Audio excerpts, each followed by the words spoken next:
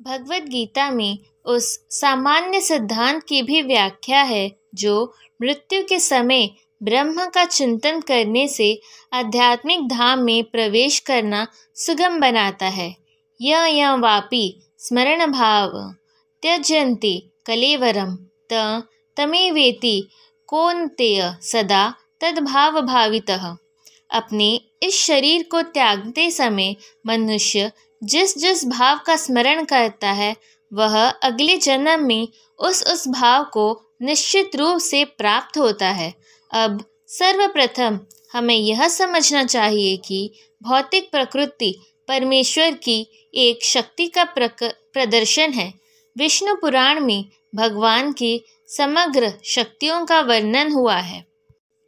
विष्णु शक्ति ही परा प्रोक्ता क्षेत्रज्ञाख्या तथा परा अविद्या कर्म संज्ञान्या तृतीया शक्तिरिष्यति। परमेश्वर की शक्तियाँ विविध तथा असंख्य है और वे हमारी बुद्धि से परे है, लेकिन बड़े बड़े विद्वान मुनियों या मुक्तामाओं ने इन शक्तियों का अध्ययन करके इन्हें 3 भागों में बांटा है। सारी शक्तियाँ विष्णु शक्ति है, अर्थात वे भगवान विष्णु का विभिन्न शक्तियाँ हैं। पहली शक्ति परा या आध्यात्मिक है। जीव भी पराशक्ति है, जैसा कि पहले कहा जा चुका है। अन्य शक्तियाँ या भौतिक शक्तियाँ तामसी है।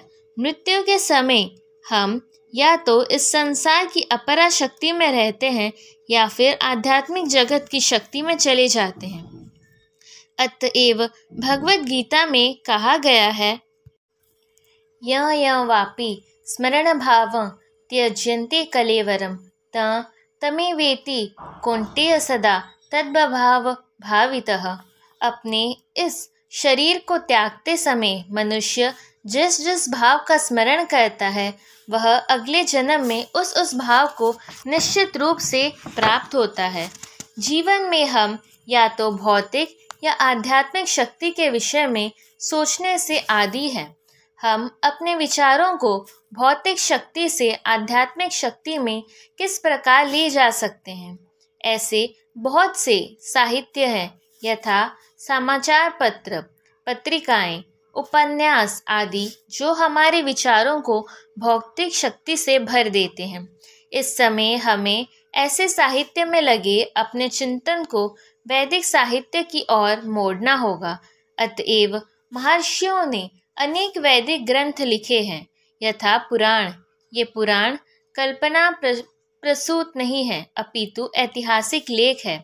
चैतन्य चरितामृत में निम्नलिखित कथन है, माया मुग्ध जीवेर नाही स्वतः कृष्ण ज्ञान, जीवेरे कृपाय केला कृष्ण वेद पुराण।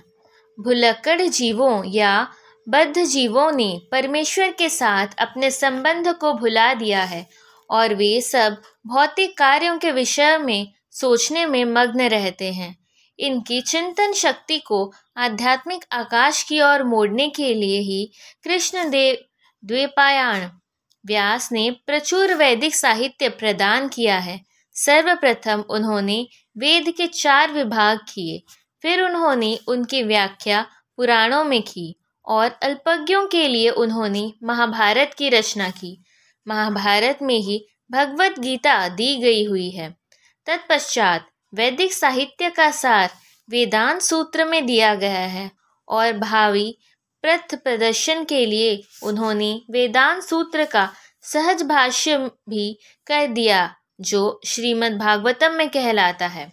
हमें इन वैदिक ग्रंथों के अध्ययन में अपना चित्त लगाना चाहिए। जिस प्रकार भौतिकवादी लोग नाना प्रकार के समाचार पत्र, पत्रिकाएं तथा अन्य संसारी साहित्य को पढ़ने में ध्यान लगाते हैं, उसी तरह हमें भी व्यासदेव द्वारा प्रदत्त साहित्य के अध्ययन में ध्यान लगाना चाहिए। इस प्रकार हम मृत्यु के समय परमेश्वर का स्मरण कर सकेंगे।